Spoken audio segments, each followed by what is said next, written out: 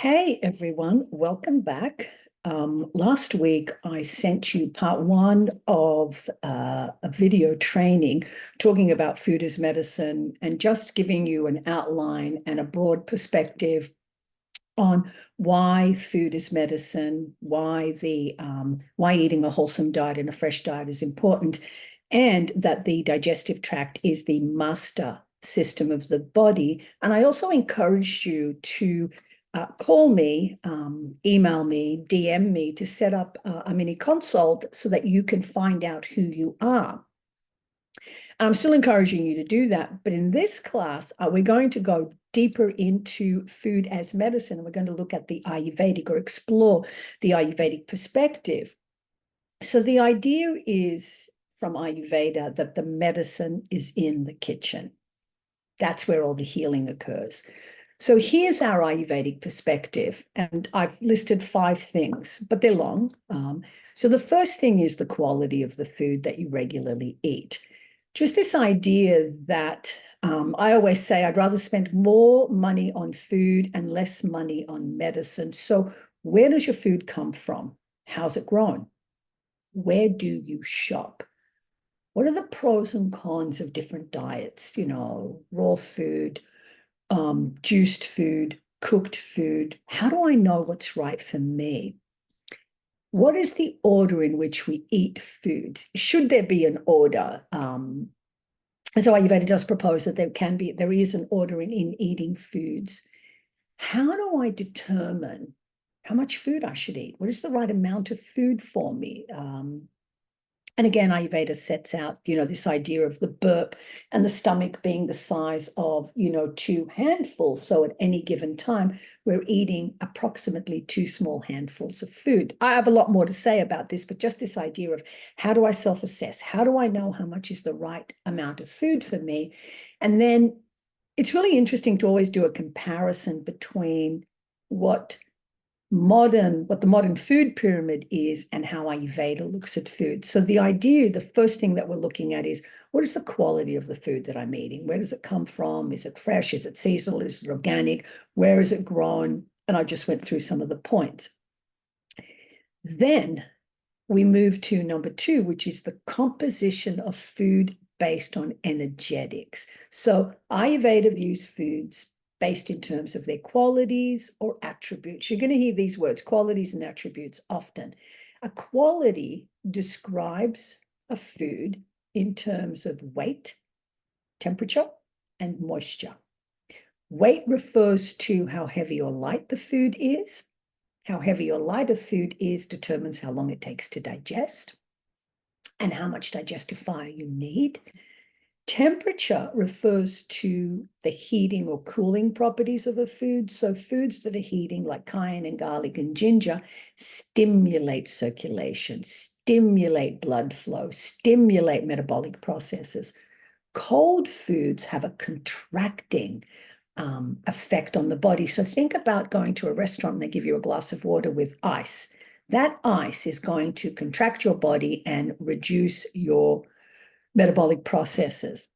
And then whether a food is moist or dry also determines what it does to the body. So moist foods have a lubricating effect on the body, have a cooling effect on the body, are heavy.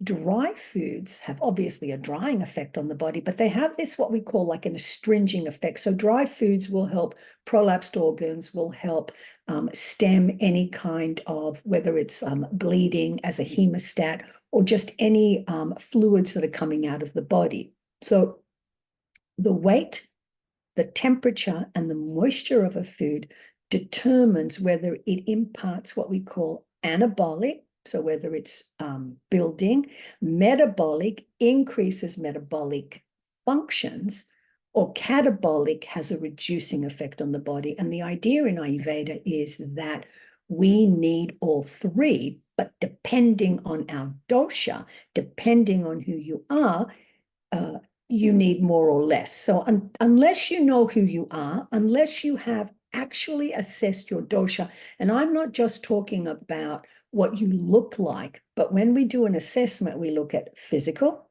functional. So I'm really interested in how your body functions. So digestion, metabolism, absorption, how your blood circulates, your sleep, your skin, your weight gain, your menses if you're a woman. We're looking at your mental processes. So we're always looking at functionality, because the idea in Ayurveda is that function affects form.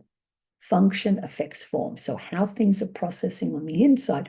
So again, I will say this, that please, make an appointment with me today. DM me and let's set up a time so we can talk, so that we can set up your individualized personal profile. Once you know who you are, then this becomes your personal guide to diet and lifestyle practices. And please remember that, we can do these personal profiles 2 or 3 times throughout our lives, because we change depending on the stage of life that we're in. So just have a think about that. So then I've talked about the quality of food. I've talked about the composition of food based on energetics.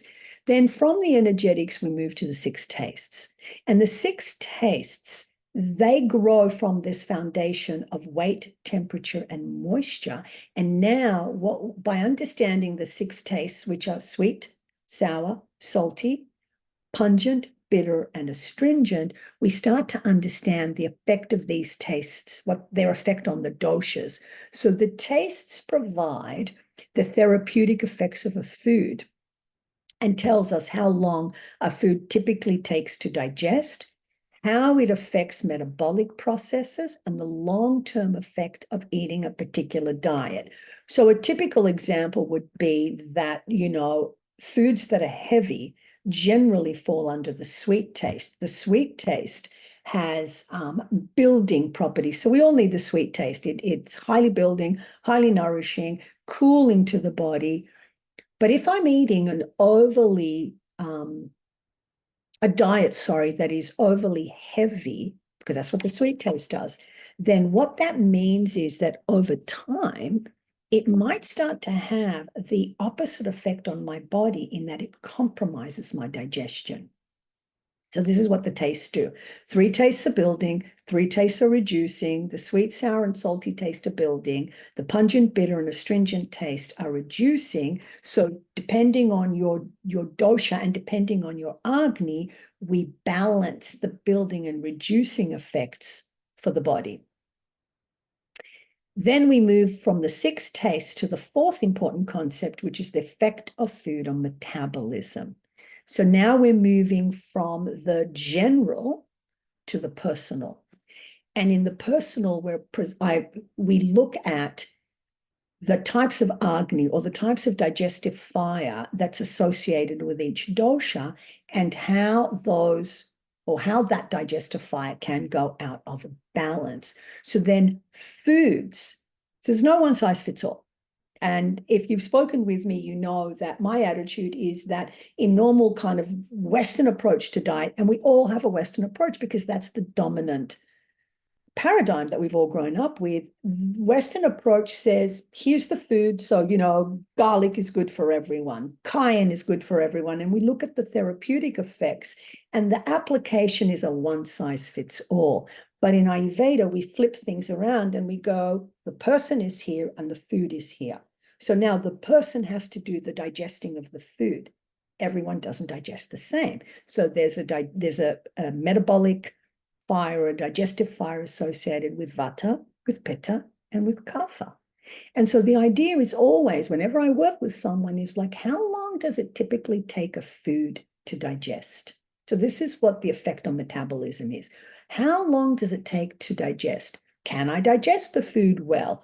Do I have digestive symptoms? That's an indication that your body's talking to you and it's saying, this isn't working for me. So the considerations, as I was saying, is how long does it take a food to digest? Do you suffer from any digestive symptoms? And then what effect does the food have on emotional and mental tendencies? Which foods pair best? How do I antidote a heavy food to make it lighter, etc.? Why seasonal eating?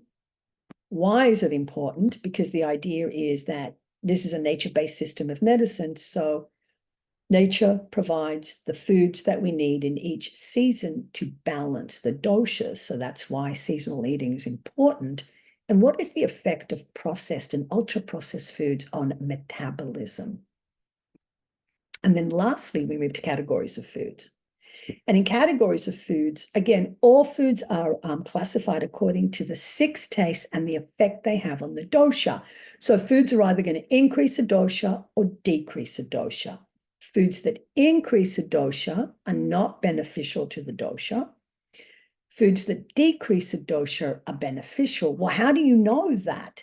So the idea then is that in Ayurveda, and we go through every single category of food. So, grains and beans and fruits and veggies, meats, dairy, nuts, seeds, spices. And we start to look at their qualities. So we go back and we're like, what are the qualities? What are the tastes? Who's eating it? How's it going to affect their metabolism in that category of foods? So, for example, in grains, there are heavy grains and there are light grains. Which ones are best for me? And so we go through every single consideration. So I just want you to kind of see here that when we're talking about food, Ayurveda has this energetic approach. And the energetic approach is 1, the quality of the food, 2, the composition of the food based on energetics. So remember we said weight, temperature, and moisture. 3, the 6 tastes, sweet, sour, salty, pungent, bitter, and astringent. 4, what effect do those tastes have on individual metabolism? So how do they affect vata? How do they affect pitta? How do they affect kapha? And then 5, categories of food. How do I work out which categories of food I should be eating?